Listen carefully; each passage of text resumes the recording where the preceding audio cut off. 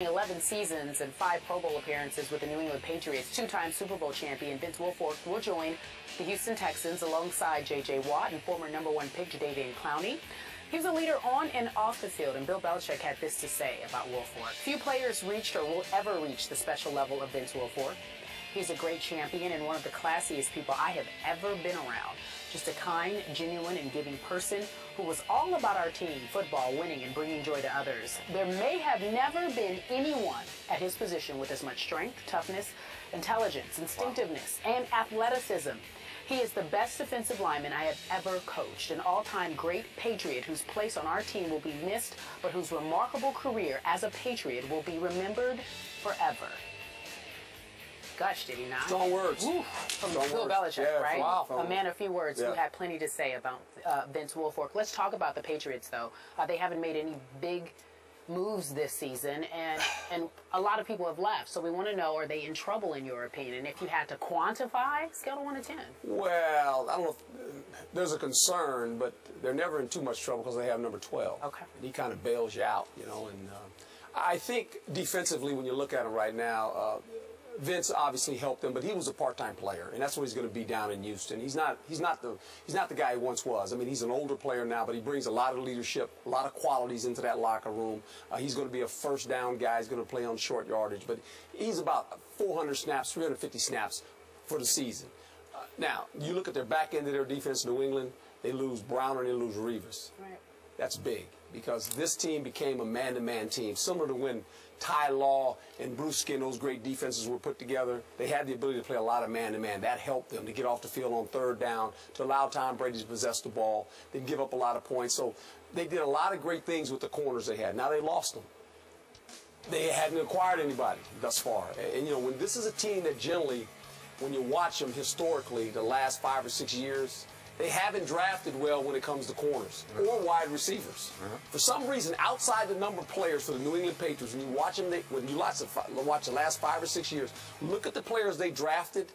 They never seem to work out. What Bill and this organization have been able to do is go get veteran guys, plug them in. They've come in and really become stopgap players for them and played well. So now they're going to have to address the corner situation. There's some corners coming out in the draft. We'll have to see what they do.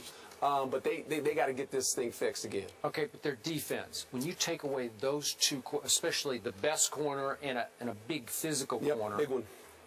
Does it lose 25% of its impact? Like, at least 25% worse than it was? At least, because now the ability to play man-to-man on big downs and in critical moments and on third down situations where you can get some stops to get the ball back, you don't have the ability to do that. Especially if you don't trust your corners. You have to do something else. And Bill's not a big guy that likes to run pressure. He doesn't want to run a lot of pressure. You know, he doesn't like doing that. So when you have these corners and you have a Revis, he can move wherever you want him to move. He can take the #1 guy away. You can go bracket the slot guy. You got Browner taking another guy away. All of a sudden, you have the ability on defense to make the offense to throw to the third and the fourth outlet. You know, so that helps you. So, Coach, you say they're not in too much trouble because they have 12. So you can't even really quantify it. Well, yeah, because, look, 12 has won this division out of the last 14 years 12 times. All right. 12 out of 14. Yes. And those other 2 times were won by? By who? Won by Chad Pennington. And when I was with the Jets, we won the division once, and when he went to Miami, he won the division. Wow. Chad Pennington. Chad Pennington. So he's been the equalizer in that division. And Herman Edwards. And Herman, I got one. The combo, the power couple. Yeah. All right. Stephen A., he doesn't believe the Patriots are in too much trouble since they have Brady. Your take on what they're doing?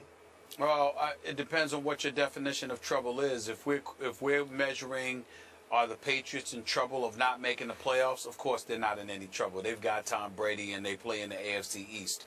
They'll be just fine, regardless of how much it's improved. It's still the Patriots' division. But if we're talking about defending your Super Bowl crown, they're in a world of trouble because they didn't win a Super Bowl in the last 10 years until they had Revis and Browner, you know, in their secondary. That had a lot to do with the success that they were able to accrue throughout this season. And without those guys, that's going to put even more pressure on Tom Brady, which once again makes it seem incredibly unfair to one of the greatest quarterbacks in NFL history. But it is what it is. On a side note, I would like to just applaud Bill Belichick for what he said about Vince Wilfork. Skip, as you and I have talked about on many occasions, respect matters, man. Respect is everything. That operative word, respect. R-E-S-P-C-T. I mean, that's what matters. And Wilfork is a guy that's been a Patriot for years. He's done things the Belichick way. He produced. He helped win Super Bowl championships. And there's been a few occasions where he's had to deal with some things with people questioning how long he would last, whether it was time for him to go, coming to him, asking him to restructure or take a pay cut or whatever.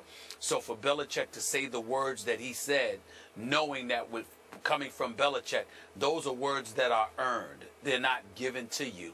Again, it speaks to the man that Vince Wilfork not only is, but has always been.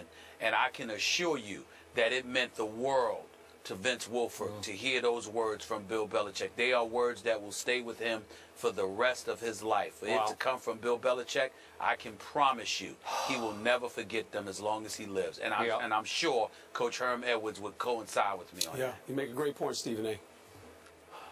I was dumbfounded by how much he gushed about Wilfork. I have never heard Bill Belichick gush about anyone as he left, even the great Teddy Bruschi, the way he did about Vince. It was almost to the point I wondered did the PR guy write this for Bill? Because I don't think Bill has anything out there without his, his stamp on it. Yes. Yeah. But now back to Kerry's question. On the trouble scale of 1 to 10, when it comes to Tom Brady, I cap it at 5. Okay. So 5 is the max trouble this team can be in when you have that guy at quarterback. 12. Yep. Okay, they're at a 5. That's how much trouble. Because you lose those two corners, and here's the point that we're missing. All 3 teams that you have to face in this division didn't just get a little better, they all got a whole lot better to me. The Jets got a whole lot better. The Dolphins got a whole lot better. And with Rex going to Buffalo, they got some better for sure. Oh, yeah. And again, did they have, any of those 3 have a franchise quarterback? No. But are they going to cause more trouble for the Patriots next year? Are you going to have to try to beat the Jets 9-6? Because that Jet defense looks hellacious good to me. So my point is it possible, I'm going to throw this out there, that Belichick is so great that he's taking next year as a personal challenge on the defensive side? The offense will still be very good. It's going to get you your 30 or 35 or whatever you might need, but you might have to score 35 because they're going to score 30. But is Belichick doing I'm going to have to reach for all of my genius here. I'm going to show you I can do it with this defense, even with Alfonso Dennard is out of the doghouse into the starting lineup now as a corner. And the Super Bowl hero, the kid from West Alabama, Malcolm Butler, he's in the starting lineup now. Yep. Could he be really good? I don't know. I didn't get to see much of it. He barely played. Okay? Can Belichick's genius get them over the hump with Brady at quarterback? That's my question. Well, we're going to find out, and you make a great point. I think that the AFC East is probably one of the better divisions as far as improvement-wise in free agency. And you're right, they all stacked up on defense for the most part. And the reason to beat Tom Brady. Exactly. And probably the second best quarterback in that division is Tannehill in Miami. Yeah. Believe it or not. No, he would be. Okay. Yeah. So, and you look at, they went and got Sue. And so they upgraded that defensive line. And, you look at the Jets, they bought a whole secondary.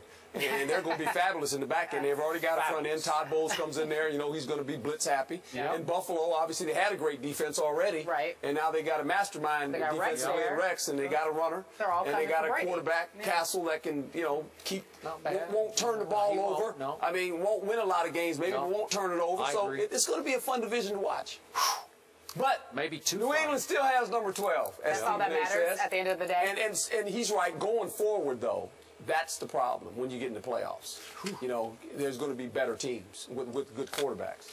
Again, Vince Wilfork headed over to the Texans to play alongside J.J. Watt and Jadeveon Clowney. That ought to be nice. I can't wait for the next topic. Oh, you cannot? Nope. You were hanging out. Who is that? You know who that is. I know who that is. That's your boy. When are you guys going to the fight? May 2nd. And guess who picked the winner? Mike Tyson. He says that he knows who will win. He weighs in. And we talk about it after the break. Could we put his face up on the board, Wait a second. Who's going to win, Coach? I already said. Remember? He's still a champ. Oh, You okay. beat him. You know, All right. We didn't put you at the pick'em board, did we? Oh, but I'm agree with Stephen A. Okay. Well, we got to put The your face same on the guy. I board. said, no, put my face on the board. When you beat him, he's a champ.